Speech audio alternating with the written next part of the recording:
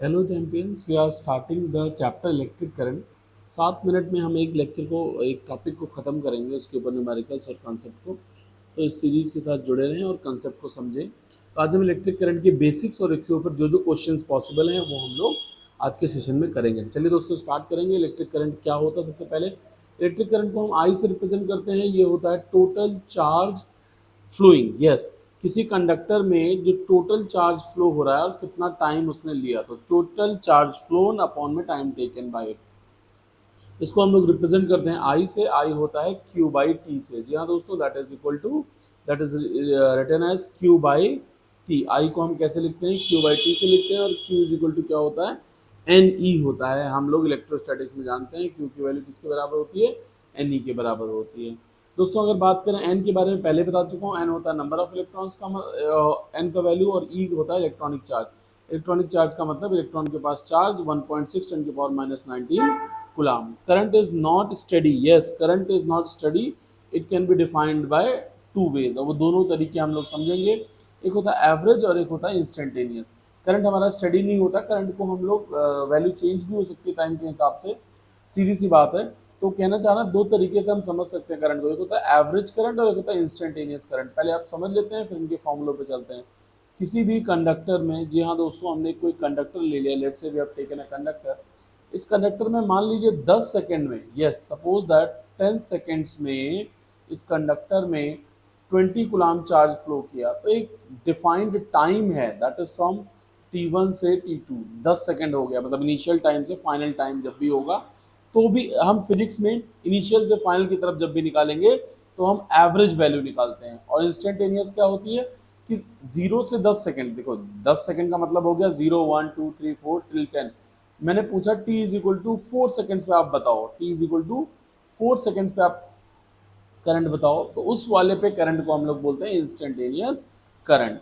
तो बेसिकली अगर दोस्तों एवरेज करंट हमें निकालना है, तो एवरेज करंट होता है change in charge upon change in time. मतलब हो गया, अगर इस एग्जांपल से समझे दोस्तों, तो टोटल चार्ज कितना फ्लो किया? 20 कूलम फ्लो किया, और कितने टाइम में? 10 सेकेंड्स में। तो 2 एम्पेयर जो हो गया हमारा, वो हमारा एवरेज करंट हो गया। और मैंने बोला T is equal to 2 seconds पे हमें निकालना है। तो इक्वेशन दी होगी हमारे पास क्यू, क्यू की मान लेते हैं, क्यू की दी है टी स्क्वायर प्लस 2t। आपको कुछ नहीं करना, D Q by D T, Q को टाइम के रिस्पेक्ट में डिफ्रेंशिएट करना है, दिस विल बिकम 2t+2।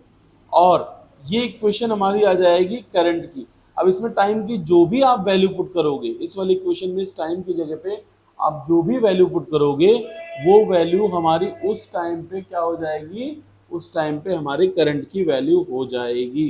जी हाँ दोस्तों, करंट के कुछ इंपॉर्टेंट टर्म्स जो हमें याद रखने, करंट एक स्केलर क्वांटिटी होती है।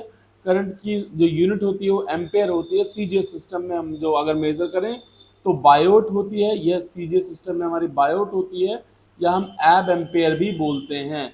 यस, तो रिलेशन क्या होता है? 1 ampere is equal to 1/10 Biot.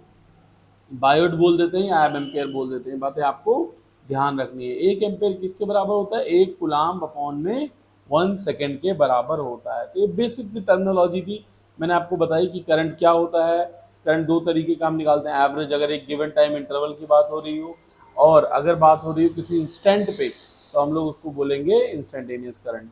Current के बारे में बेसिक, अब कुछ जिसके ऊपर बेसिक हम लोग basic I mean basic questions देख लेते हैं। जी हाँ दोस्तों, पहला क्वेश्चन क्या है? How many electrons pass through a bulb in 1 minute. 1 minute में कितने इलेक्ट्रॉन्स पास होंगे अगर करंट हमारा 400 एम्पेयर्स का है? जी हाँ दोस्तों, मैंने फटाफट कराने के लिए सॉल्यूशन आपको स्क्रीन पे लिखा हुआ है। करंट 400 एम्पेयर्स है, मिली एम्पेयर्स एक्चुअली। तो मिली को 10 की पावर -3 से मल्टीप्लाई करेंगे तो एम्पेयर में कन्वर्ट हो जाएगा। टाइम आपका दिया है 1 minute, 1 minute is equal to 60 second. एक इलेक्ट्रॉन के पास चार्ज कितना होता है? 1.6 × 10 की पावर -19 कूलम। तो हम लोग बेसिकली करते क्या है, Q is equal to I T अगर हम फॉर्मूला लगाएं, जी हाँ, Q इज इक्वल टू क्या फॉर्मूला लगाएं? Q is equal to I T लगाएंगे। Q हमें कैलकुलेट करना है, I हमारे पास कितना है? I हमारे पास है 400 × 10 की पावर -3।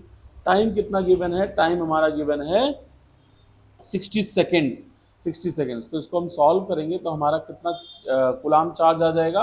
24 कुलाम्स। हमारे चार्ज की वैल्यू 24 कुलाम्स आई है।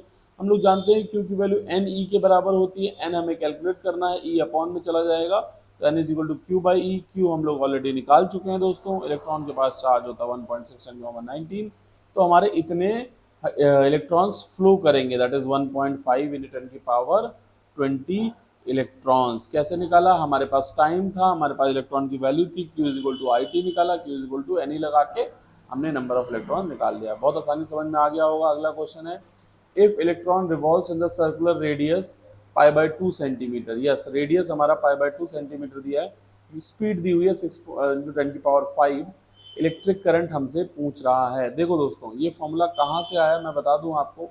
देखो, velocity is equal to distance upon time, तो time is equal to distance upon velocity.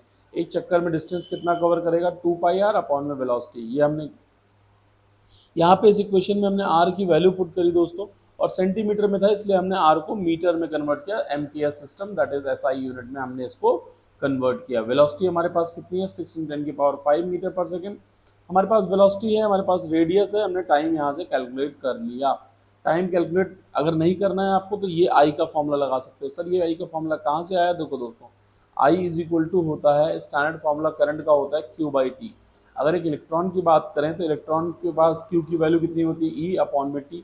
Time आप ऑलरेडी निकाल चुके हो, कितना निकाल चुके हैं सर हम लोग, टाइम हम निकाल चुके हैं क्या, 2VR अपॉन में V। तो आई को हम लोग यहाँ पे लिखेंगे, आई इज इक्वल टू क्या हो जाएगा, 2, देखो E अपॉन आई की वैल्यू हम 2πr अपॉन में V, तो यही फॉर्मूला बन गया EV अपॉन 2πr। तो आप कंफ्यूज मत हो, इलेक्ट्रॉन के पास चार्ज, वेलोसिटी, 2πr सबकी वैल्यू हमने पुट करी और सॉल्व किया तो हमें आंसर मिल गया ये वाला। मुझे लगता है आपको समझ में आ गया होगा। नेक्स्ट क्वेश्चन है, if the amount of charge flowed in time t through a cross section wire Q is equal to given है, बीटा और गामा कांस्टेंट है, तो हमसे पूछ रहा है current in the terms of T। हमारे पास Q की वैल्यू ये गिवन है दोस्तों, ध्यान से देखेंगे स्क्रीन पे, Q की वैल्यू ये गिवन है, Q is equal to beta T minus gamma T square.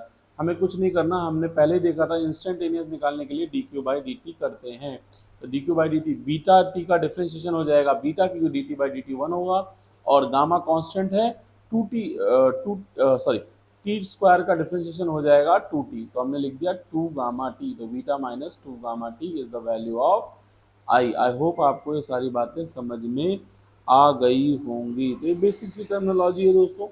हम लोग एक सेशन में एक टॉपिक के ऊपर कुछ कंसेप्ट समझेंगे और न्यूमेरिकल करेंगे। मैं कोशिश करूंगा 7 से 10 मिनट, तो ये 7 मिनट सीरीज में आप लोग ज्वाइन करें और दोस्तों को शेयर करें, लाइक करें और समझें चीज़ों को कि बहुत बेसिक चीज़ें से हम कैसे समझ सकते हैं। Thank you.